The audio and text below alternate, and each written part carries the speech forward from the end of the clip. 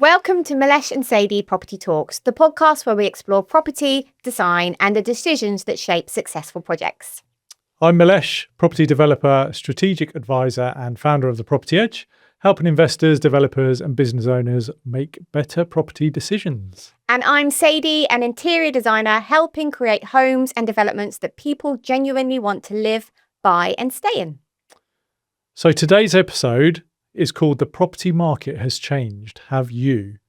The market today looks very different to the one that many investors and developers are familiar with and entered in a few years ago. Finance has changed, margins have changed, buyer expectations have changed, and competition has certainly changed as well. So the big question is whether developers, investors, and homeowners have adapted with those changes. So let's go. Okay. What are we thinking? Well, I have lots of thoughts, but do you want to share a few? Yeah, so I think there's a few things from my perspective. It's the end of easy profits. So where you are making the odd mistake here and there that might have a bit of a hit on your numbers and your profits. Yeah. In a rising market, that's all good and okay. You can absorb that. But I think the way the world is at the moment, margins are pretty tight and you've got to think much more commercially. You can't afford to make those mistakes. No.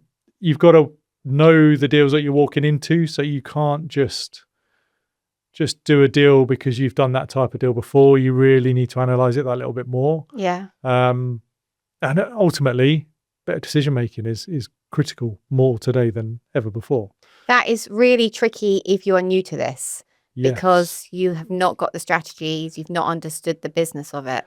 Yes and no. Okay. So people can get caught, and I'll be honest, I was guilty of this a couple of years ago where I was comparing today's deals to deals that I'd bought in the past. And so in some ways, having that experience and having been active for a period of time could give you a false sense of security, if you like, because I'm comparing stuff to what was going on a few years ago. Well, actually, the market's changed, the world's changed, and all the things I've just said has changed. So that is a bit of a hindrance. Whereas if you're starting out, which is why you may have guessed I bang on about due diligence, get your strategy right at the start. I've never heard these things mentioned before. if you do all of that right at the start properly, then you kind of know what you're walking into. So in some ways, that could be an advantage because you've got nothing to compare it against. But if you are brand new at this, how do you know what all that should look like? You need to spend some time with me. Okay. But think strategically. Why are you in property? What are you doing? What do you want to achieve? What does a good return look like? Let's go there for a second, right? Yeah. What does a good return look like? I've got £100,000 in the bank. I want to get into property. Okay, that's cool. Why do you want to get into property? Know that there's a lot of work involved, but also what are you earning in the bank today with that 100K? Yeah. If you were to keep it there for a year, what's that going to look like? And that is a real kind of benchmark really to say, look, I'm not putting any effort in and I'm getting X percent back, for example. With me putting effort in, what does that look like? And the answer to that is very dependent on the individual circumstances in terms of how much time you've got, what that startup lump of cash is. Yeah.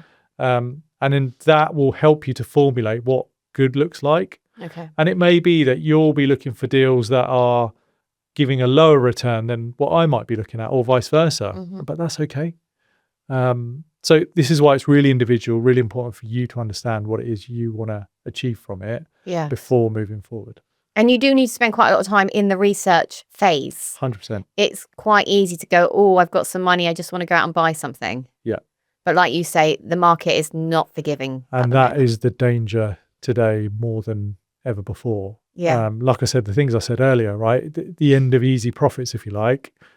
You've got to think commercially. You've got to be clear on what it is you're looking for from it. The time, the money, and actually mistakes are going to cost you more. Yeah. I think it's just the end of easy because I think in the same way in my world, it's the end of just walking in somewhere, chucking some paint on the wall and going out again. Those days are gone. Yeah. You now have to work really hard to get buyers interested. Completely agree. And I go back 10 years, 5 years even, that you could buy something do exactly as you've said, chuck it back on the market or stick it on rent and you'd be all right. Yeah. They're out there today, but they're harder to find. Not impossible, but just harder to find. And if you walk into it without the backdrop of understanding the strategy and what you're looking for, it makes it that much harder and that much more risky. And you don't want to, as I say, you don't want to just end up. You want to kind of map out your path and then go with it. Yeah. Yeah. So so that end of easy profits. Thinking commercially, I've talked about as well. I think that's important. It just links back to this, you are going into business. Yes. Property is your vehicle. It's not a hobby. And even if you really enjoy being in the world of property, you have got to think about it strategically. Completely that. Yeah. Yeah. Margins are under pressure. Again, as I've alluded to before, the errors that you might make that might cost you a few grand here or a few £100 here, that's going to hurt you more. And ultimately, who gets paid last? It's us. Yeah. And so all of those little £100, £200, £1,000 adds up, and it's just taking off your bottom line. Yeah. Which goes back to the commercial thinking and end of easy. But there are some opportunities out there. I'm guessing because of the whole renters' rights movement, that people are getting rid of property. Yes. So therefore, there is potentially some opportunity. Definitely that. Yeah, 100% that. I think renters' rights is interesting. It's the biggest change in the industry for years and years and years. There will be people who have got, and I'm seeing this talking to other professionals, that there are people out there who might have one or two properties and just thinking, do you know what? It's too much hassle for what I'm getting back, and I just want out. Yeah. And for people who are in it professionally and for the long term, actually that does bring opportunity. Yeah. As long as it aligns with what you want to do, that's absolutely fine. But yeah, I think renters' rights is an opportunity.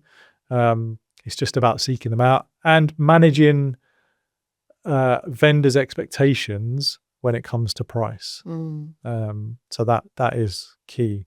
I think customer needs have changed as well, and you'll probably be able to tell me way more than that. 100%. I think that links back to it's the end of easy, and I think the current market is meaning that it's really challenging as an investor. But how we live and our expectations is really challenging in the design side, because a buyer or a renter does not want to walk in and just see sort of bog standard anymore. They don't want to see mediocre. They want to see something that is, I'm not saying spectacular, but they want to see something that grabs them. And I think there's a multitude of reasons. One is that we, on our day-to-day basis, we are just literally seeing reams of images, whether that's on social media or even AI, of what our lives could look like. So that translates into all areas of life, including our homes. So what should our homes look like? What could we have? And people are obsessed. And because of that, because they now see it, sort of across all of their day, they have that expectation that they want that in the home that they're going to either buy or rent, or that they're going to renovate themselves. So the end of easy means also the end of just not considering what goes on the inside of a building. And I guess that starts with your layout. We saw, sort of, there was a lot of like this open plan living where a kitchen would be put in, but there would be no thought to the rest of the house or the flat. That layout was kind of left open. Not anymore. People want to really see, they want it spelt out. How are they going to live in that building? So layouts need to work really, really hard, and they need to have flow and function and be efficient. And all of that is really, really important. It's the wow factor, isn't it? It's the wow factor.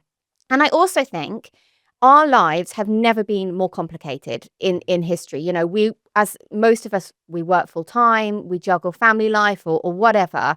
And so because our lives are so complicated, we actually want our surroundings, our homes, the buildings we work in to be as efficient as possible.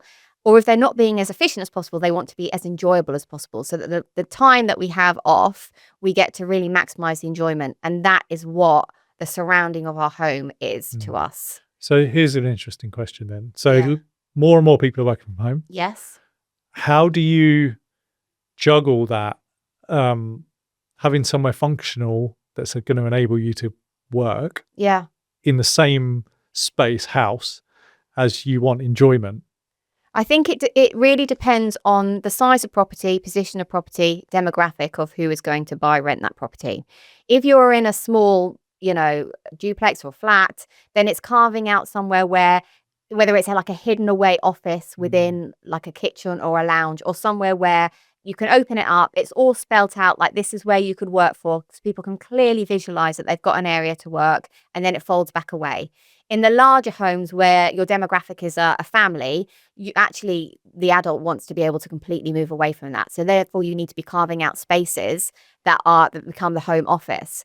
But it doesn't just stop there now. Actually, because of the well-being movement, people want to know they can also work out at home. So that office in a house might also need to have an area that can transform into a small gym or a yoga room. And obviously, the higher up you go in the luxury market, that becomes more and more impressive.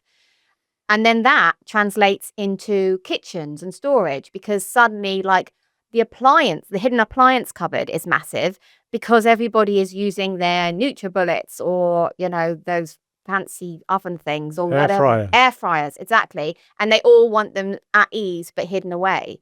So our lives are more complicated than they have ever been, and our homes have got to level up to that. It's almost like that concept of pop-up. You kind of want to pop up. You get these, like, I don't know, these fairs where you have pop-up businesses that it's that, isn't it? It's you want a pop-up office, you want a pop-up gym area.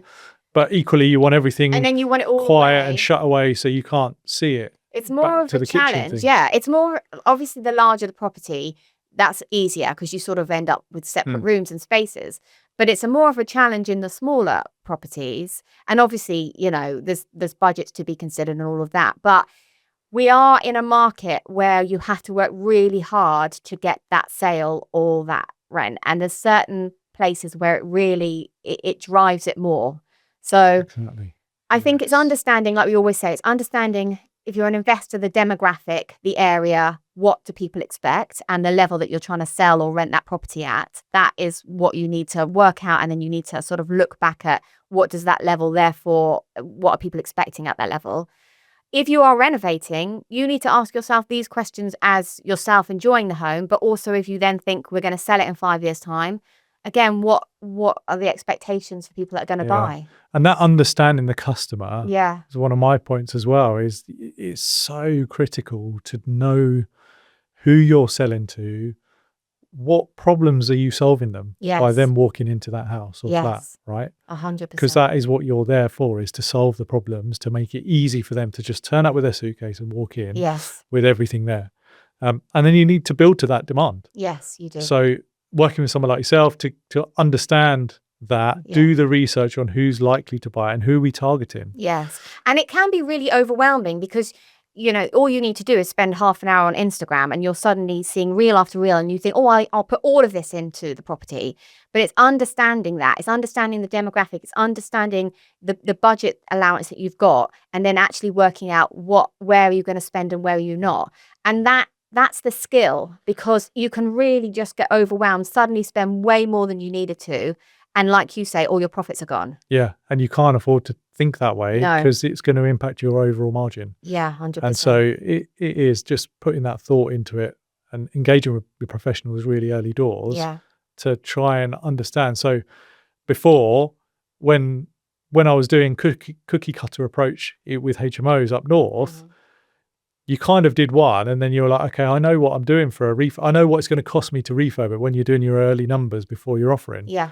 Now, I'm a little bit more nervous about that. So I'm talking to people to try and validate as best as I can with the limited knowledge I've got, rather than me do it on my own. I'm talking to other people to try and refine that, even at the very, very start of the process. Yeah. And then each iteration, obviously, you're going to refine it more and more and more and more as you know more. Yes. But it's needed. It's required now, I think, where a few years ago, you kind of didn't need to as much. You didn't need to focus as much on the design a few years ago. And I think the other thing is, you've got to remember that design is really emotive.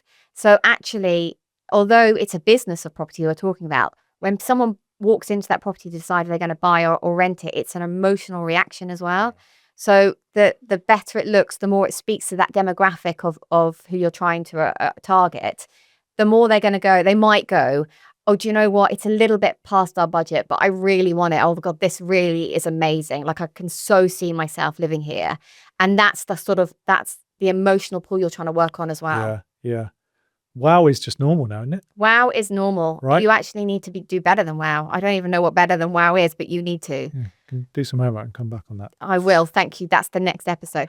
But yeah, put those magnolia paint pots away because it's gone. Whitewash. It's easy. Don't whitewash either. Just do a Mr. Bean. Please consider. Yeah, we're not doing Mr. Bean. Please consider. Yeah. It's like you say, it's work. You've now got to put some serious work into the business of property. Think about it, and then think about it before actually moving 100% with it. Yeah. Anything else on your side? I think also we've talked about that our homes need to work hard because we potentially work from home or work out from home, but also there is people that are coming together to live back in a property. So that's whether that's grandparents moving back in because the cost of living is so much and because of childcare support and all of that. Often you are seeing multi-generational living coming back. And so again, that's back to understanding the demographic and then working out, is this an area? Could this actually be something that is more appealing if we can show a part of this building that can then work for grandparents or could work for somebody to rent it out? Because again, that's another income and people are really having to make their money work harder. So I think that's another sweating the asset, 100%. But the root of it is that family. So it's either if kids aren't leaving, or if you've got a young family or about to have a young family, then what additional support might you need? And does it make more sense to get parents to come and live with or have a space for them? Or like you said, just have another space that's semi-independent that you can just rent out to fund your childcare costs. Yeah. And that's the same, I think, at the beginning of the market. So for the first-time buyers, it's again making sure that, maybe the 2-bed, 3-bed properties, that they look like those spaces can be rented out as well. So that, people have got an option of bringing in tenants to pay these hefty mortgages. Yeah. You've just got to box clever. You've got to really think through every purchase, every design that you do to that building. And it's a mindset thing as well, because people might be listening going, oh my God, this has put me off. I'm bogged down with it. Actually, let's think about how long it's going to take you to do all of that thinking. Yes, there'll be a little bit of research, but if I said to you, come back with a first draft on what it is you want, and you've got half a day, I would be surprised if you can't do that. It's 100%. Literally a few hours. Yes. But putting that few hours in up front is going to save you and help you along the way so much more. And if you've got your team around you or somebody who's done it before or whatever else, then that's just going to accelerate that. Yes. But there is work that needs to be done. And the more you can do up front and do that thinking up front, the better it is going forwards. And as well, caveat to all of that, plans are great, but equally know that they're going to change and they're likely to change, but that's okay. It's not a waste of your time in doing the first iteration, if you like. Market changes, things change outside of our control. And that means we have to pivot and be adaptable to what's going on around us. And again, that's one thing. You can't just copy and paste anymore with properties. You've got to adapt to the market. Exactly. So that I think in today's world is really, really important as well. I think you're right. There's a lot of work to be done up front. If you think that is too much, then you need to carve off and split to the right professionals. So for example, if you know you want to get into property or you've started property and it's feeling overwhelming, then you do need to work with someone like Milesh, because you will break it down. You will give them, actionable things that they can go forward and do. Yeah. And just force them to think in a way that's going to deliver them the outcome that they want. And similarly, I've spoken to you very, very early doors on projects and stuff. So I've got this coming, potentially there's something there. Some of them have come good and we've had further conversations on this. We haven't. Yeah, 100%. I know you bang this drum as well, but it is worth engaging early doors, isn't it? It is. And if you get the right team around you, And you can then have that team for every project that goes forward, and that will speed up your early process 100%. Yeah. Don't get me wrong, this, you are still going to be in spreadsheets. So if you are somebody who doesn't like a spreadsheet or organization, this is probably not the world for you. But I think it's making a plan early on, and then, like you say, it's pivoting. You have to constantly at each phase of the process analyze, and then just decide, is this still the right track? Do I need to make some changes? Do I need to pivot where I was going to go with this? And then action that. Yeah. It's not, we do all our, work early on, hand it over to the contractor and off we go. No, that's not what it looks like. Yeah. Yeah. They're sticking to the plan, and then there's adapting to the plan. Yeah. And tweaking it if needed. Yeah. Wow. It's been pretty heavy. It's really heavy. So for those people who thought, well, I'm going to watch this because what I thought is I just do a little bit of easy property developing and renovating. They're like, what? Yeah. This seems like a lot. Yeah. But none of this is impossible. It's all doable. Yes, it's harder today than it was. See, there we go. Yeah. Comparing it to previous. I know. So whereas if you were coming in fresh, this is all you know. This is all you know. Yeah. Yeah. Yeah. So there is an advantage to that. Yeah. As long as you do it right. Yes. Definitely. So should we move to hot seat? Hot seat. What have we got today? Okay, so I've completed a few profitable projects and built some momentum, but the market feels very different now. If I want to stay successful over the next 5 years, what should I start doing, and double down on? We don't know what you have been doing, so I don't know what we can say about stop doing. So I've got a few quick fire. Okay. Yeah, so on the stop. So stop relying on market growth. Yeah. We've just talked about that. The market's changing, and it continues to change. If you know you're in a good market, you need to capitalize on that quicker. But in today's world, I wouldn't rely on it. Mm-hmm. So that's one stop. This is back to strategy. Surprise, surprise. Stop chasing everything. Know exactly what you want, and then go for it. Yeah. And I think education comes in a little bit here as well. So I'm moving to double down a little bit. But the more you know in terms of different ways you could carve out a deal and what you can make from it, the more tools in the toolbox.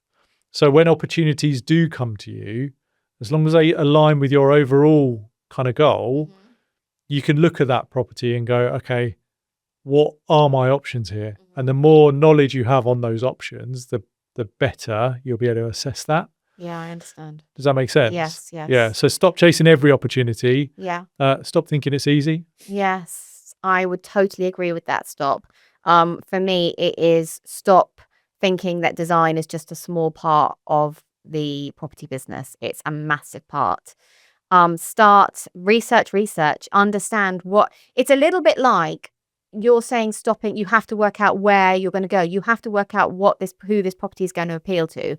It can appeal to a couple of different demographics, but it can't appeal to everybody. Yeah. So you need to really research the area. What do most of the properties or that you're buying or flipping or whatever, who do they appeal to? And then you need to do serious research into what do those people want. So talking to your agents, estate agents, letting agent. Wouldn't it be great if we had an estate agent or letting agent? God, imagine if we did. So we'll leave that there. Yeah. That is critical. Yes. Or again, all the way through the process, it's because you can use that intel to validate what your designer's telling you and vice versa. Yes. Because both are close to the market. Yes. It's just understanding that there's some alignment there. And if not, then you got a job to kind of challenge that a little bit. Yeah, 100%. And then the double down on is, I'm afraid it's research. It's spending some serious time in the early doors of speaking to people and understanding, and then it's getting your numbers down and everything on spreadsheets and knowing what it's going to cost before you begin. For me, double down is think longer term. Okay. The days of money in, money out deals, and you can take all your money out within one flip or buy to rent or whatever, they're not as easy to come by. Yeah. So think longer term. What's it going to deliver you over 5 years or 3 years versus I just want to get this one, be in and out and move to the next one. I think that's critical. Relationships as well. Definitely. We haven't touched much on that, but double down on relationships. Whether it's your professional team, whether it's your agents, like relationship building is absolutely crucial. So get out there, tell people what you're doing, and learn. Every day's a school day, right? Every day is a school day, 100%. And actually, after each project, you have to evaluate what went well and what didn't. Yeah. It's the only way you grow. So the property market will continue to evolve. So the opportunity isn't necessarily for the biggest players. It's for the ones who are willing to adapt, learn, and make better decisions. If you have enjoyed this episode, please subscribe, leave a review, and don't forget to follow us both on social media. And if you've got a question you'd like in the hot seat, then do let us know. Thanks for listening.